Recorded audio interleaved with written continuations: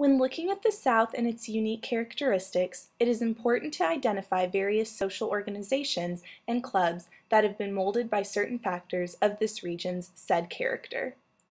When the first sorority, Alpha Delta Pi, was founded in 1851 at Wesleyan College in Georgia, a domino effect was created. Sororities took over the United States, particularly in the South. After the start of Alpha Delta Pi, Phi Mu was founded in 1852. Both of these sororities began at the same college, and it is certain that its setting in central Georgia greatly impacted the individual development of each organization. Not only were sororities influenced by varying aspects of Southern culture during the 1800s, but this trend can also be seen today in modern sororities. By interviewing various sorority women and speaking to them about their individual experiences, it is not hard to see that Southern culture impacts almost every aspect of sorority life.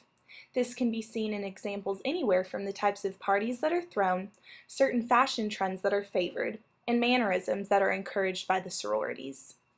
For my first interview, I will speak to Katie Rush, who is the current president of Phi Mu sorority at Belmont University. To start, what would you consider to be some Southern aspects of sorority life? I feel like being in the South, you definitely have, oh, my mom was a Chi Delta Little Miss, I'm going to be a Chi Delta Little Miss. And not necessarily myself, because both my parents are from the North, they're from Ohio. And so my mom was sort of like rush or not rush, but I definitely see the Southern aspects in sorority life in terms of how girls, I guess, dress, like in polos or pearls and dresses and, Lily Pulitzer, Vineyard Vines, like that whole image. But like the tradition aspect of it that I feel like you don't find in the North. I feel like it's sort of a Southern culture of the traditions of carrying on a legacy that stems from your family. When Alpha Delta Pi was created, it can be assumed that the founding women had no idea what type of organization they were starting.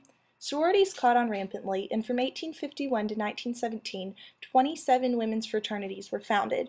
While sororities are certainly not organizations specific to one particular region, those existing in the southern United States have a culture all of their own.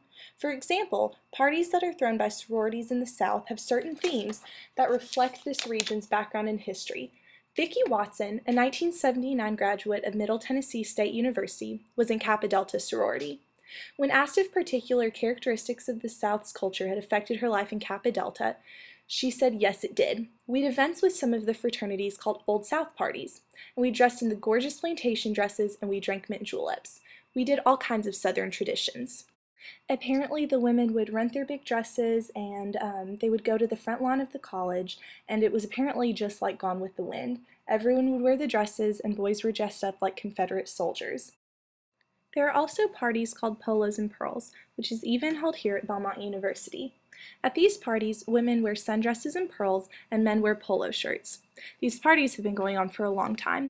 Typically, the men grill the food while women sit around, make the desserts, and socialize. Now, Laura Jane Watson of Phi Mu will answer what she thinks is an example of a party that is typical of the South. I definitely feel like living in the South and Phi Mu originating from the South has definitely taken a toll on our sorority. One example that just being in the South has affected us is like the way that we appear, the way that we dress, especially the way that we dress up for parties and socials and whatnot. Something that is an example of that is Polos and Pearls, and we do that every single year with ATO, at least here at Belmont. And so ATO wears polos, we wear pearls, we wear probably like a lily dress. But it's little things like that that has definitely added up to make us who we are, and being in the South has definitely affected us. Although this is more clearly seen in today's culture, fashion trends amongst Southern sororities have almost always had their own specific style. Jennifer Newman, an alumni member of Alpha Omicron Pi at Rhodes College, felt that the uniqueness of sorority fashion was sometimes negative.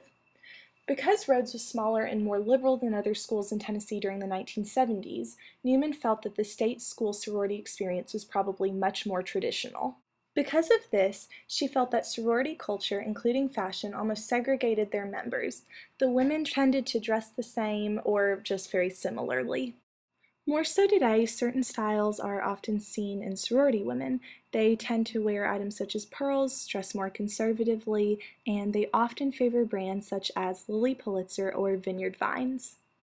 Lilly Pulitzer was actually founded in the South, and perhaps the tradition of growing up and seeing female family members dressed in her clothes has made Southern women want to bring that style back. A majority of Belmont sorority women who are not from the South have never heard of Lilly Pulitzer and agree that this brand represents Southern fashion.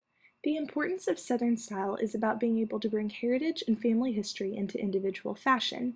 There is a common thought that family heritage and honor is crucial to Southerners, and, as seen in sorority fashion, this extends even to the type of clothes that women wear. A certain characteristic of the South that outsiders find so charming is the manner in which people are brought up.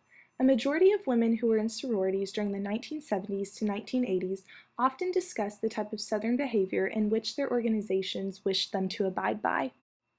Vicki Watson said that the first week that she was initiated into Kappa Delta, they had a meeting and she was so impressed with what they expected of them.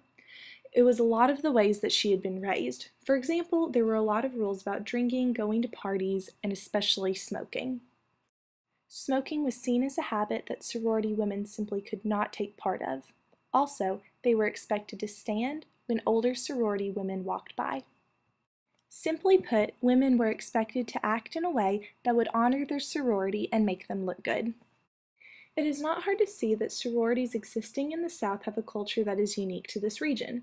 Women who have been in sororities in the southern United States can easily name several ways in which their organizations have been affected by this region.